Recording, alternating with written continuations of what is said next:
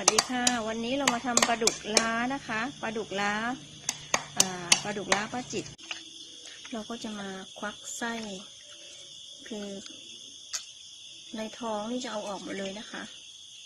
คือให้สะอาดเลยรวมทั้งเลือดของเขาด้วย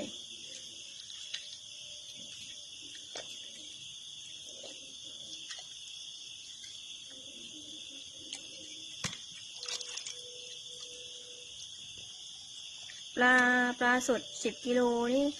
เราทำปลาดุกล้าเนี่ยก็คือพร้อมขายจะเหลือแค่4 กิโลนะคะน้ำหนักจะลดลงค่อนข้างเยอะมากเพราะว่าเราจะเอาทุกสิ่งของเขาออกไปหมดเลยทั้งท้องไส้ทั้งเลือดแล้วก็จะรีดเป็นแบนนะคะนี้คือเสร็จ1 ตัว